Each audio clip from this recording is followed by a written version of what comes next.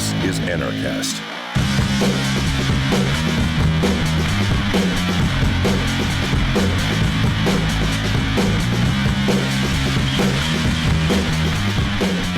Hey everybody, welcome to another edition of Anarchast, your home for anarchy on the internet. I have a returning guest, Elissa Hawke, who was on about a year ago when she was in, I think what she called it, I forget what you called it, something really derogatory about Australia.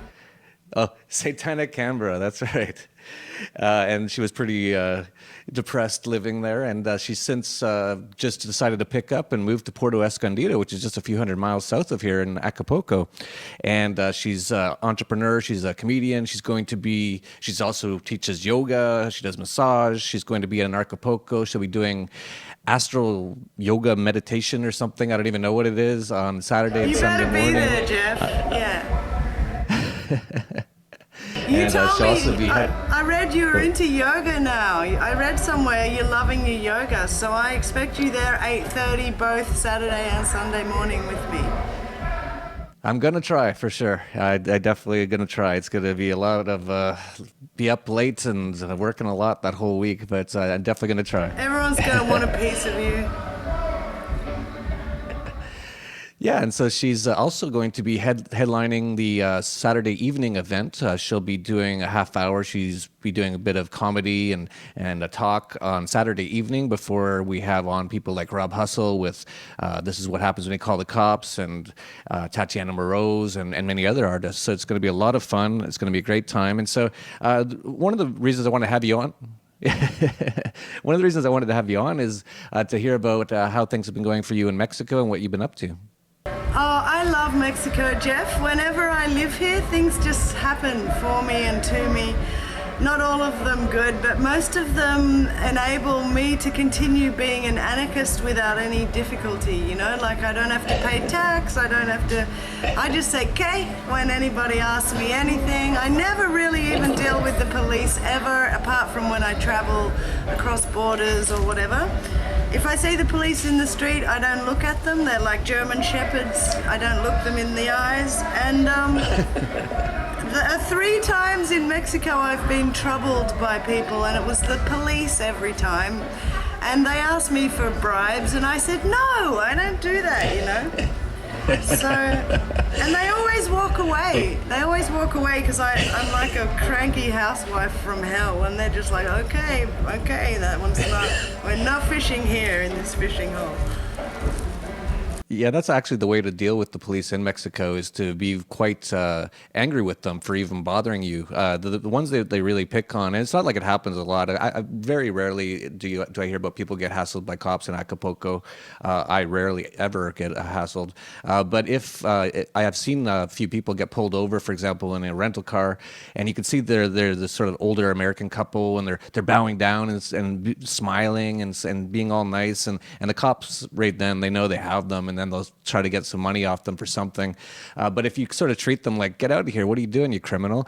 They usually will just walk away. I've seen it happen many times. But my wife actually we were in Cabo San Lucas once, and a cop pulled us over for something, and she started yelling at him. Like, I've never seen her yell at many people before, and the cop almost started crying and then left.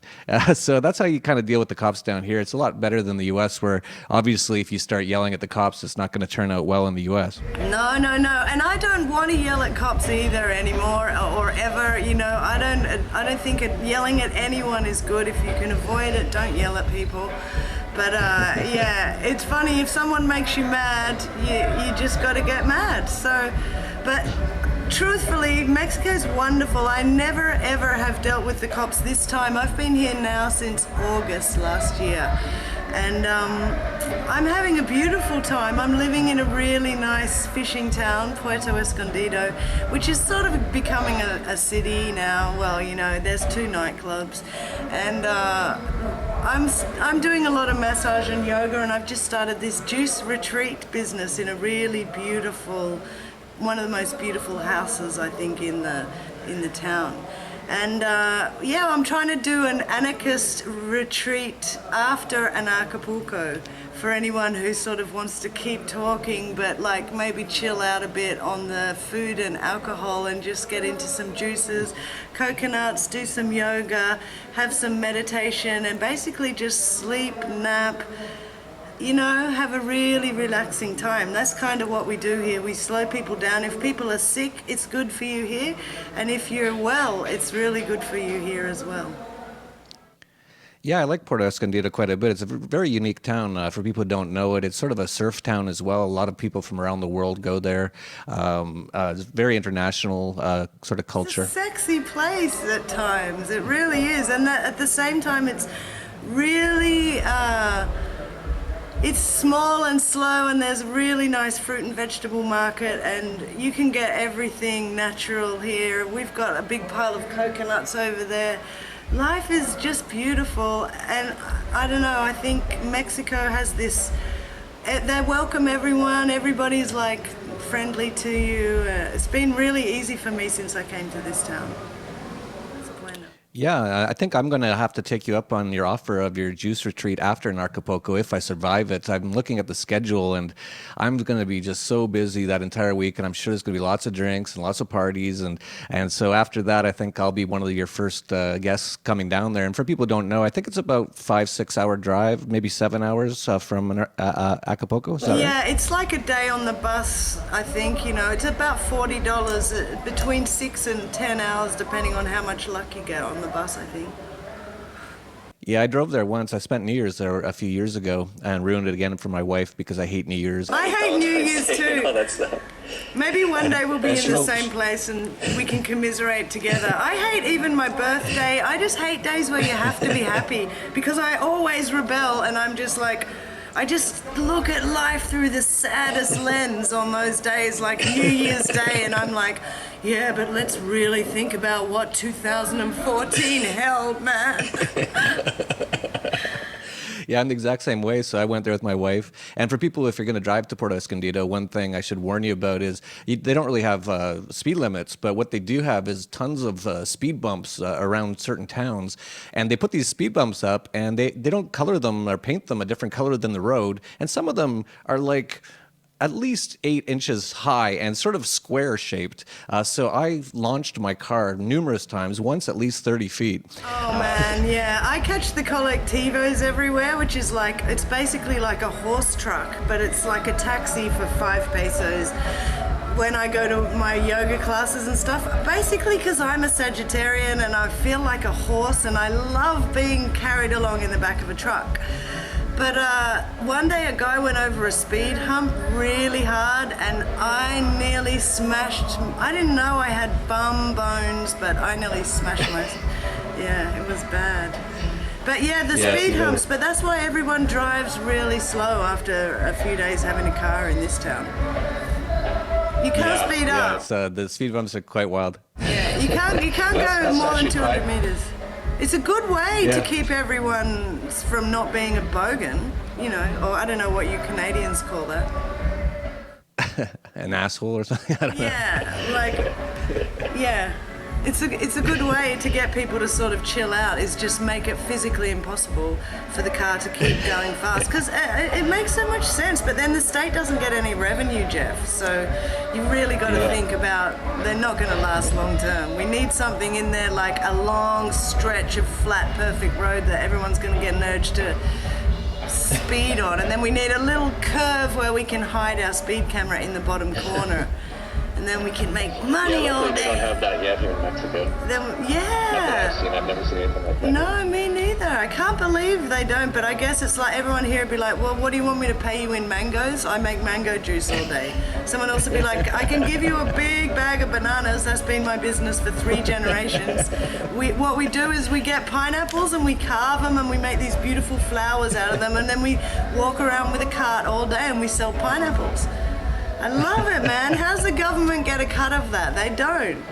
So they let a lot of people go. That's one of the things It's one of the things I like about Mexico. It is quite anarchist in that way. So those speed bumps are usually, I think the people who put them up are just people in the surrounding towns because they don't want people to be flying through their town too fast.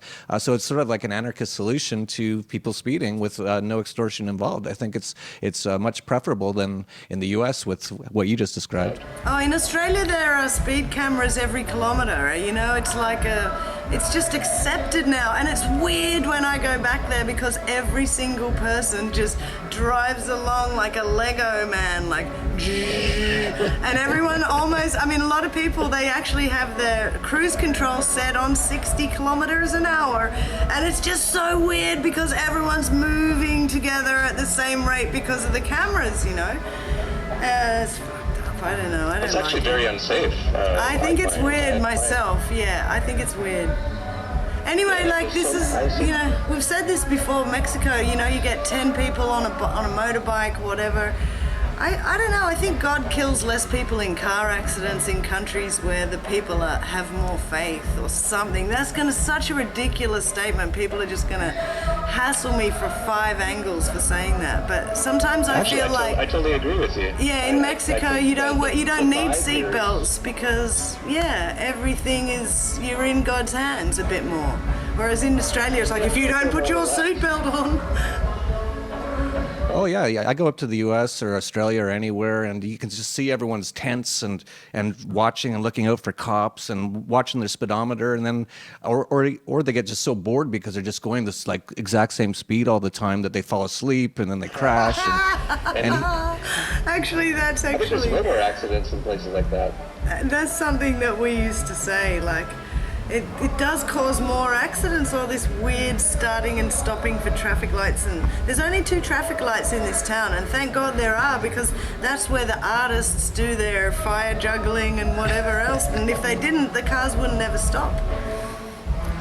Like, I'm complaining today because it's 3 days of Valentine's Day partying, and there's been a guy on the beach with a microphone sounding like he's calling a greyhound race. And it's been, and I'm sort of like, just chill out, Alyssa. If you're in Australia, what would it be? And I'm like, it would be the Summer Nats Car Festival with chicks like hanging off the back of cars, doing their tits. So Mexico is really tame compared to that.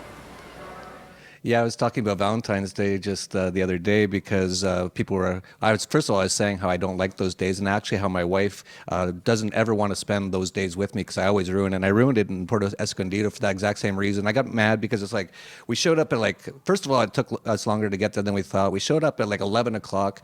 All the restaurants were full. All the bars were full. We couldn't get in anywhere. We had to actually go eat at some really crappy taco place, and then I just started getting mad. I'm like, why do we have to force ourselves to do this stuff? And she got mad at me. She's like, it's New Year's, we have to. And I'm like, so we don't spend any time. And so for Valentine's Day, she went to Mexico City yesterday to a bachata concert or something, because she didn't want to spend it with me. And yeah, the neighbors, all these parties everywhere. And it was all day yesterday, today as well, parties everywhere for Valentine's Day. They always celebrate even a 1-day holiday here for at least a few days. And like Easter's 2 weeks, Christmas is a month. They know how to party, man. And at 4 o'clock in the morning, you're thinking, the party's wrapping up. The music's getting really romantic. There's only 4 couples left on the beach dancing. And then at 6 a.m. the music's still going, and then at midday you realize the music is still going, like the party. And then you realize it's Sunday, and this is the 3rd day, and that there's been a non-stop party for 52 hours, and I don't know. Yeah, I used to have some parties at my house for birthdays or whatever, and it's sort of funny, there's 2 shifts, so I'd have all my friends over, all my gringo friends, and they'd come over usually quite early. Like, my wife would be confused, why are they here at 8 o'clock? It's we haven't even had dinner yet. And they'll show up and they'll be all confused, are we early? And it's like, well, no, it's fine, come on in. And so we have a party, and then around 2 a.m, most of my friends start to shuffle off into the night, and then all my wife's friends show up around 2 o'clock, and that's when the party starts. Yeah, I know. I love it. 6, 7, 8 in the morning. Well, it's not cool enough until midnight to even think about putting shoes on. You know, you can't go out at 10. It's still 28 degrees. You need to wait till that 1 a.m. breeze comes through, I find, and then you're like, actually, I feel like dancing. So yeah, we're not gonna sleep much at Anarchapulco, are we? I hope not. I don't think so. We'll sleep when we're dead, Jeff. I don't know if I'll survive it, to tell you the truth. Like, I've been looking at the schedule, and I'm going to be at every single event. I'm going to be at the workshops, which is like all day. I was looking through yesterday, and I'm like, I have to sit there and watch everyone. There is only going to be one stage, isn't there? Yes. Good. Well, that's good, because I want to watch almost everyone. Really is exciting to me in some way or another, or I want to check out a bit more about them, shall we say. Yeah, it's going to be great, but it's going to be so exhausting. So tell us a little bit more about what you're doing with your retreat there, because I want to know, because I'll be coming down for sure if I survive You need to Anarchapulco. come down for a few days before Anarchapulco and just get yourself rejuvenated and looking tip-top, your best for everyone. No, what we do here is we invite people, we do 3-day, 5-day or 7-day fasts. We can do 10 days, but mainly we do juice fasts. We also, you can come here and just enjoy the beautiful place. Well, I'll send you some footage of the place. And we can do any diet. We can get someone in to do traditional Oaxacan food, or you can have vegan, vegetarian, whatever. But our main thing is we like to do juice fasts, where you come in the afternoon, we sort of have a mild party in the pool, and then we go for dinner. And then the next day, for 3 or 5 days, or 7 if you're a hardcore, what we do is we wake up at 6:30, we go for a walk and a swim in the sunrise, and then we have coconuts. We have 3 juices a day, 2 coconuts a day, then we have free fruit water and flower water all day. And basically we do an hour and a half yoga class when we get back from our swim and our breakfast juice. And a really nice astral travel meditation, and then you have free time pretty much all day, except every day we also give you an hour-long spa treatment, like a massage, body exfoliation, or facial, or body masks, or cleansers, things like that. All natural products that I've learnt and taught myself over the years working in the best spas around the world and in Australia. And it's a really beautiful relaxation time in a really stunning house. We have a jacuzzi on the cliff and a beautiful infinity pool, and we have like 2 outdoor kitchens. There's many seating areas where you just have this beautiful view over the bay. The Playa Manzanillo is the name of the bay where we are in Puerto Escondido, which is like the nicest snorkeling beach. And yeah, it's just, it's something I haven't been doing long here in this place, but I've sort of been doing the same stuff for a long time, over 25 years. So yeah, if you want to feel good, freshen up, feel fit, come and do our little, really not strenuous boot camp. The yoga is for beginners. It's rehabilitation yoga, so any state of health or ill health, we've got a program that you can start out with and slowly develop, and then we give you a video to take away with you so that you can do yoga in your own time. And it's comedy yoga for old people, because I don't like to work too hard, and it's so hot here, you don't want to push anything too much. So yes, if anyone wants to come for a retreat, it's around $250, a little bit under $250 a day to come and do a retreat here. You can look us up, Coca Loca Retreats. Jeff will put a link in the description underneath, because when I googled it yesterday, I still couldn't find it, so I'll send you a link. So thanks, Jeff. Thanks for having me on, and thanks so much for inviting me to Anarchapulco. That's the highlight of the year already. It's going to be an amazing thing for Anarchists to have this festival together in Mexico, out of our comfort zones. All these different, interesting people together. Who knows what could happen, eh? You might get naked and have sex with police. Yeah, anything's possible. That's for sure. I'm starting to get excited, and I'm also starting to get stressed. So maybe I should come down there before the conference. I'll see if I can. There's so much to do. I didn't realize how much work all this stuff is.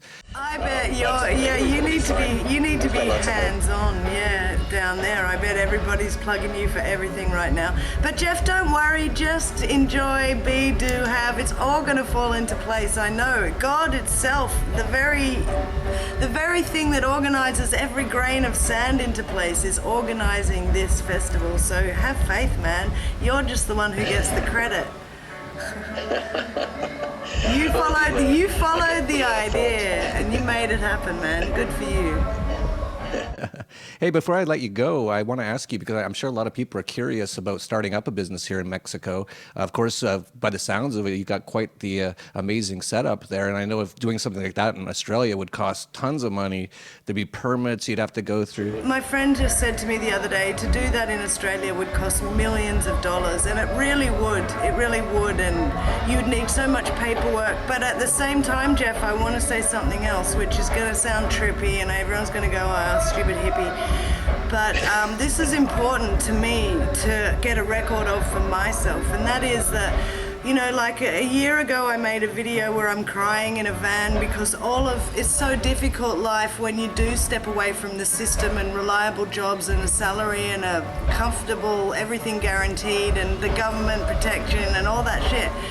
It is a little hard and difficult for anyone, and I've been doing it for 6 years, and I need to do it for longer because I still don't feel totally confident that I can, and I'm still scared and all of that. But you just take it day by day. You've just got to get off your ass and leave, and then when you get to the place you like, you've just got to somehow find a way to stay. And you beg, borrow, and steal, and I didn't start out with this business. This came after 6 months of going around to buying a massage table, going around to people massaging, going around to places, doing yoga classes for $8, being happy, turning up, smiling, because that's who I am and that's what I do. But I have to sort of push my way into places as well. And I don't know, life, I feel like I was saying to my friend the other day, we're living in this beautiful place. And I didn't go to law school, I didn't get that degree, I didn't take that job so that I have that comfortable salary.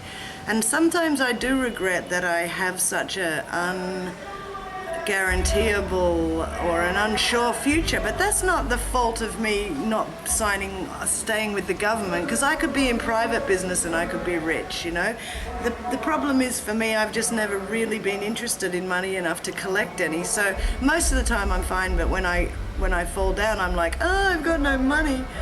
But what I feel is that the universe has given me a few breaks lately. Like, we got this house really easily. The woman who rents it just gave it to us because she liked our energy. And it's just that I feel that I'm living in this beautiful way right now, and I don't even have to have the job to buy the $3 million house. I don't have to have all of that crockery and cutlery as my own.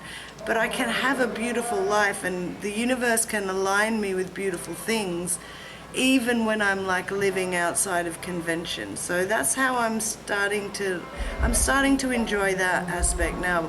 Feeling like I don't have to live in a tent and run and hide, and I can start being confident to live any way I like wherever I am. Yeah, it's great. And I'm sure a lot of people are very interested in your story, and you'll be at Anarchapulco so people can ask you about how you've been doing things. And I know a lot of people want to do similar things as what you're doing. So the only way to do it is to do it. And when things get bad enough, you will do it. I still can't be in Australia. I was back there for 3 months last year, and I can't do it anymore. Maybe in a few years I'll go back and it'll be fine. But right now I don't want to be in the country that has my birth certificate and considers me its chattel. I don't want to be there. I can't be there. Yeah, I agree. I've pretty much decided not to go back to Canada anymore.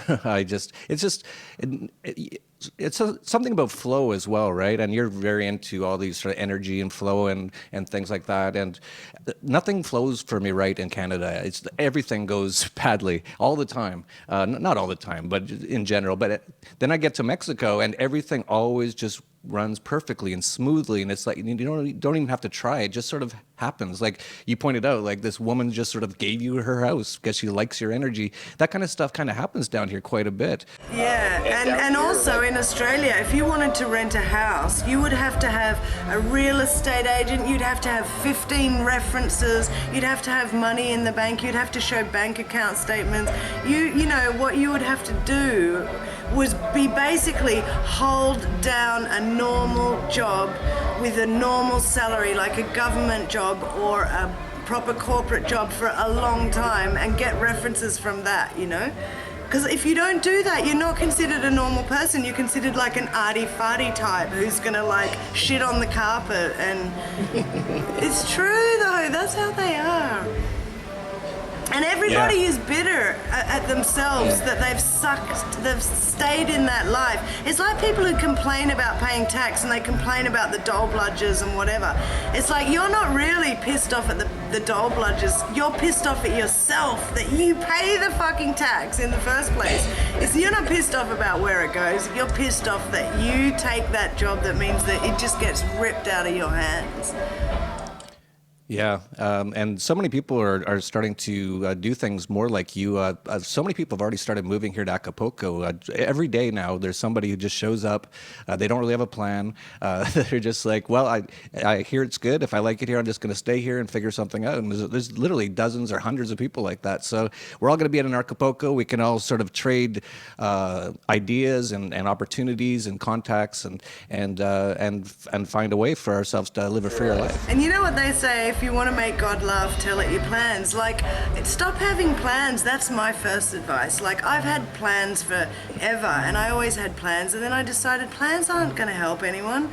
Plans are getting in the way of spontaneity. If you've got plans, then you make yourself go, oh, well, sure, have plans. Like, if you want to be an airline pilot, you need plans. If you want to be a brain surgeon, you need plans.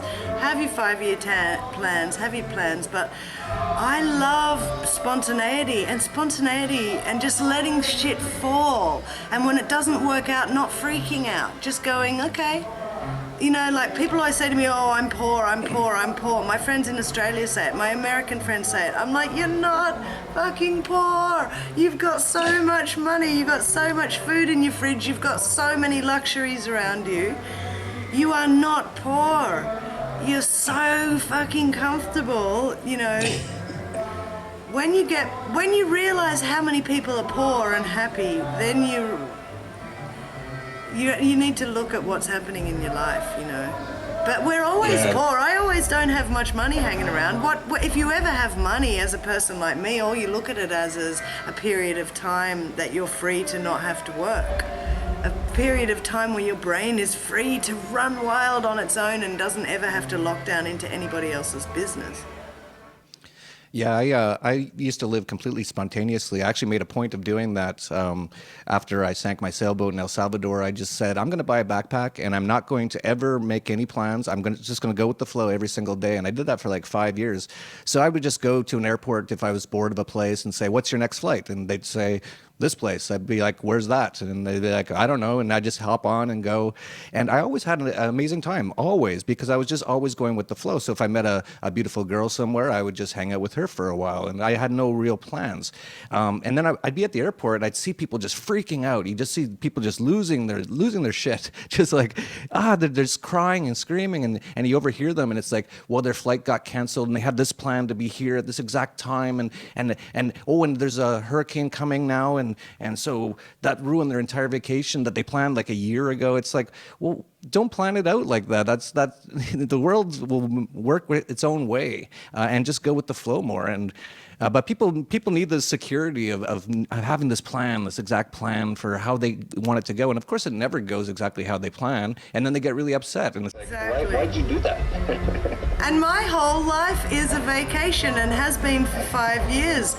wherever I am, even though I work really hard and sometimes run around from 7:30 in the morning till 7 o'clock at night doing massages, yoga classes. I am a hard physical worker. I exhaust myself. And sometimes in Mexico, it's for really small amounts of money because people here earn 100 pesos or 200 pesos a day. So if I'm massaging people who earn 200 pesos a day, I can't ask $80 an hour, can I? Like I do in Australia. So I massage someone for a sandwich or something, and you get tired massaging for $80 an hour. I tell you, when you massage for a sandwich, you get really tired. But at the same time, when you need a sandwich, you'll bloody do that massage, you know? And I think all of us need to sort of get down to that base level of living. Like, can I do something for somebody that will enable me to live for another 3 hours? Can I be useful? Can I help someone? What can I do? What do I want to do with my time? So now I do work a bit, but I don't think of it as work. I just think today I'm doing my yoga with these people, and today I'm going to run my hands over somebody who I inevitably like because everyone's interesting, you know. Yeah, no, it's great. Whenever I talk to you, we can keep talking for hours. I know. I can't wait to see you at Anarchapulco, but I know everyone's going to be like right up your ass, and I'm just going to be some kind of introvert nightmare like I always am at these festivals. But no, it's going to be fine. I'm so looking forward to it. I'm so looking forward to meeting about 10 people that I know only from Facebook, just from anarchist conversations and from, you know, watching Anarchast or Dollar Vigilante. So I just want to thank you for putting it on, for bringing us all together. It's going to be an unreal weekend and I can't wait. Yeah, I was just thinking about it the other day, how every single speaker at the event, of course, I know and I've met, and many of them are actually quite good friends. But I was just thinking about it the other day that I actually haven't met a lot of them in person before. I just didn't even click in my head because we talk over Skype or whatever.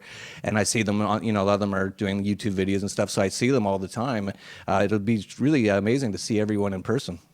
It will. It'll be kooky. It'll be like some kind of dystopian nightmare. For me, it'll be like, wow. Yeah, because I've met a few of them on the Skype, and now I'm going to see them in real life. It'll be great. I can't wait. I can't wait.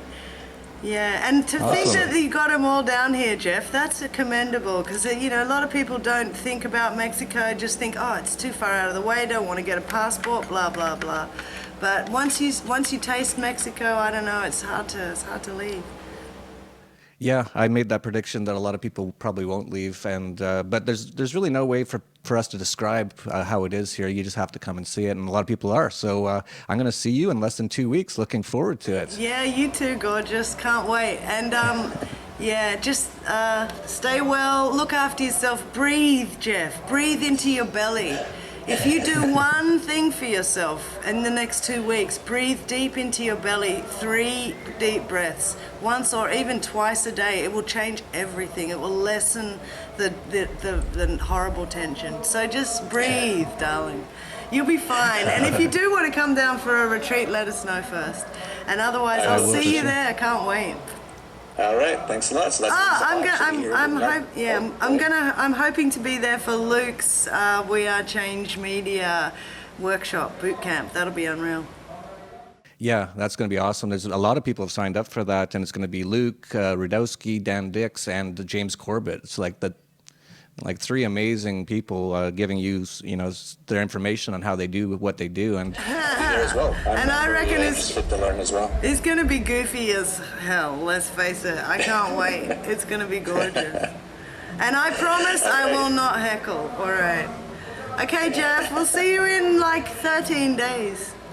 All right, awesome. So that's Elissa Hawke from Puerto Escondido, and we'll be here at Anarchapulco coming up in just less than a couple weeks now. And if you want, check it out. We still have a few spaces available, but it's pretty much full, which is really nice and great. It's going to be an awesome time. I'm looking forward to it. I'm trying to breathe and prepare for it, but I'm sure that everything will go fine. So that's it for Anarchast, your home for anarchy on the internet. Peace, love, and anarchy. This is Anarchast.